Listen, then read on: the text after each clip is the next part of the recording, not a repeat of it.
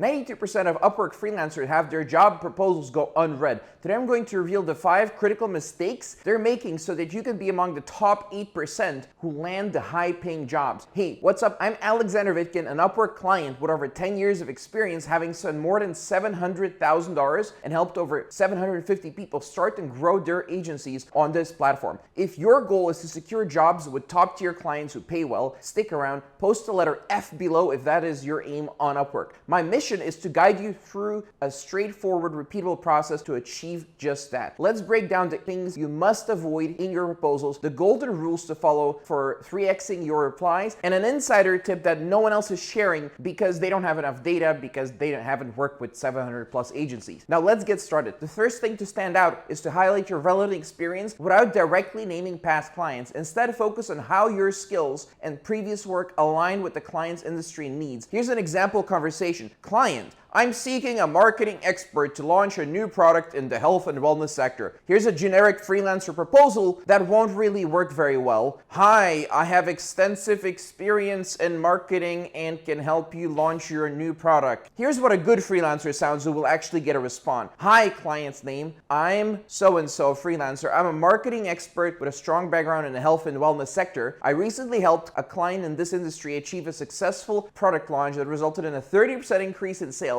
Let's schedule a call to discuss how we can make your product launch equally successfully. And then the other part of the proposal goes after that. By tailoring your experience to the client's industry, you show that you understand their specific needs and have the relevant expertise to deliver results, increasing your odds of standing out. Another thing is that high-paying clients are busy and don't have time to read lengthy proposals. Keep your message concise and to the point, focusing on the most critical information that demonstrates your value. Here's an example conversation. Client: I need a graphic designer to create a new logo and branding materials for my startup. Long-winded freelancer who will never get the job. Hey, my name is so-and-so. I have been a graphic designer for over 10 years and I have worked on a variety of projects including logos, branding, web design, and more. I have a strong attention to detail and I'm very creative. I would love to work with you on this project because I think it's a great opportunity and I have many ideas that I believe would be very beneficial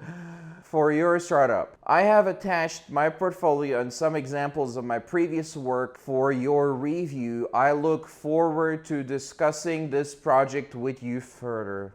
All right, so here's a freelancer who will actually get a response. Hi, client's name. I'm excited about your startup's new logo and branding project. With 10 plus years of graphic design experience, I've crafted logos and branding for numerous startups, helping them create a unique identity. Check out my portfolio here and let's discuss how I can help you bring your vision to life. Message me and pick one of these times that I have available for you to book a call. By keeping your proposal short and focused, you respect the client's time while effectively showcasing your skill and interest in the project. The next thing you need to do is personalize your proposal. Generic copy-paste message shows a lack of effort and interest. Instead, use a client's name and refer to specific details from their job post. Here's an example conversation. So a client would say, I'm looking for a web developer to revamp my e-commerce site. Experience with Shopify is a must. Here's a generic freelancer proposal. Dear sir, madam, I am an experienced web developer and can help you with your project. Never gonna get a response. Here's a personalized freelancer proposal. Hi, client's name. I saw your job post about needing a Shopify expert for your e-commerce site revamp. With over 5 years of experience in Shopify development, I've helped businesses like, mention similar client or project briefly, achieve specific results that you've achieved for them and maybe how much money they've made or the size of their company. I'd love to discuss how we can make your site stand out. Here's a call to action. Using the client's name and mentioning specific details from their job posts shows you've taken the time to understand their needs. It makes your proposal stand out from the rest. And also, if you use specific details for your proof, that will also stand out by a lot. To establish credibility, showcase your expertise by using quotes or testimonials from previous clients. This builds trust and shows potential clients that you deliver results. Here's an example conversation. I'm searching for a content writer who can produce high-quality blog posts for my tech website. And a freelancer who would just not have any authority and wouldn't get a response would write something like, hello, I am a content writer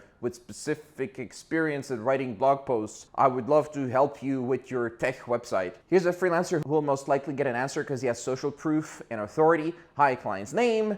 I am, your name. I specialize in writing engaging, high quality blog posts for tech websites. One of my clients, John from whatever, said, thanks to you, the freelancer's name, articles, our website traffic increased by 40% in 3 months. Check out my portfolio here for more details and examples. Let's discuss how I can contribute to your blog. Make sure the examples are relevant to this lead as well. So including testimonials or specific achievements from past clients highlights your success and assures the client that you can deliver similar results to them. Your proposal should end with a clear and direct call to action. The client should know exactly where to scroll to and exactly what to do next, replying with more information or reviewing your portfolio. However, they need to book a call. It's the most important thing. So an example conversation is, I need a digital marketing. This is what a client would say. I need a digital marketer to improve my social media presence and drive more traffic to my website. Here's an unclear freelancer. Hi, I have experience in digital marketing and can help improve your social media presence. Let me know if you're interested. Boring. Freelancer with a proposal that has a clear CTA. Hi, client name, I'm so-and-so, a digital marketing expert with a proven track record in boosting social media presence and driving web traffic. Let's schedule a call this week to discuss your goals and how I can help achieve them.